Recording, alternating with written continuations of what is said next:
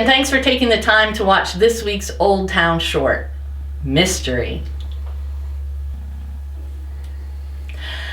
I wonder, have you ever felt unworthy when you faced a challenge or a task?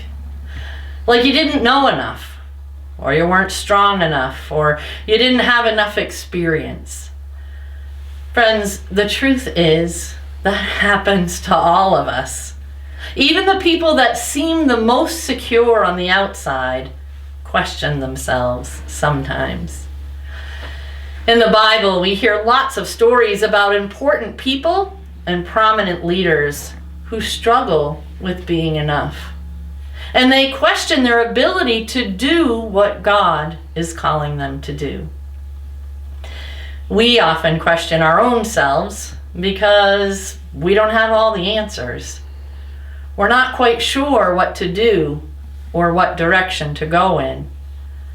What if we take a wrong step? What if we say something the wrong way? What if people misunderstand us?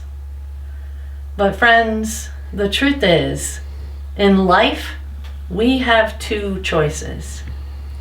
We can sit in our fear and self-doubt, and we can never move ahead. Or we can have faith and step forward into the unknown. There's a story in the Hebrew scriptures about a man named Isaiah. And Isaiah became a great prophet. But even Isaiah questioned himself. He wondered if he was enough.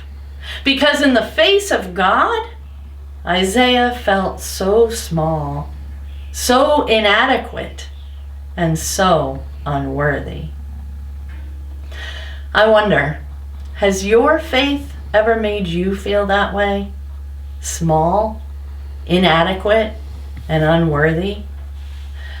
Sometimes when we think of God, we get overwhelmed because God is so much bigger than we can ever understand.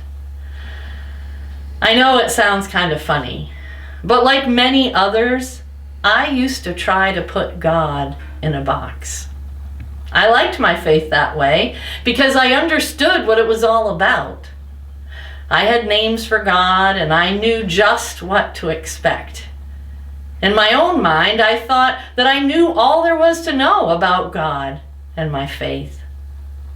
But then one day, I realized that if I was going to truly believe in something bigger than myself, then I had to let go of that understanding. I had to open the box and learn to live in the mystery of my faith. Have you ever read a mystery novel? They're exciting, aren't they? They get you to think beyond your everyday experiences, and they help you to use all of your senses. They make you feel alive, don't they? Well, God and our faith are sometimes the same way. It's not about finding and knowing all of the answers, but experiencing the beauty, the possibility, and the overwhelming and inspiring sense of awe. I find that sometimes I feel most connected to my faith, not when I'm in search of answers, but when I allow myself to sit and experience the mystery. Because some things can't be explained. They can only be felt and experienced. I used to think that faith was about finding the right answers, but now I know that it's more about hope and trust and the ability to believe in something you can't keep in a box or fully explain, but something that you just know in the depth of your being is true. Folks, God doesn't live in our sanctuaries.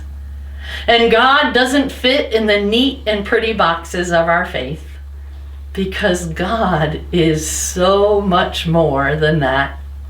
God is exciting and messy. God is inviting and challenging. God is understanding and encouraging, but more than anything, God is love.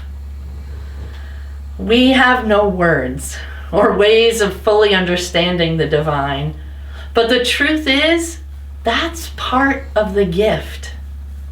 Because God is mysterious, we are each able to experience God in our own way.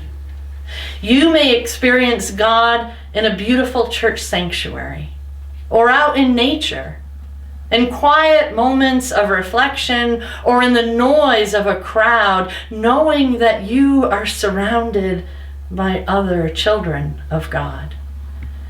And not only do we experience God in our own way, but we experience God's call in unique ways too. When the prophet Isaiah experienced God, he was filled with joy and awe at the sacredness of God, while at the same time he was frozen in fear by God's mystery. As we heard earlier, when God spoke to Isaiah, Isaiah was afraid that he wasn't good enough. He knew that his life wasn't perfect. He knew that he had made mistakes and poor choices sometimes. And he knew that he would never be enough. But God assured him that he was.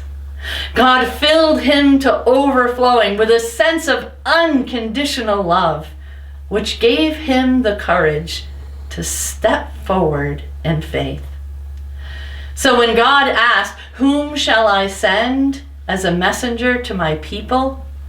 rather than running away, fearing that he wasn't enough, Isaiah embraced the mystery of God and answered, "Here I am, Lord, send me." Friends, in the days and weeks ahead, I hope and I pray that we might have the courage to do the same.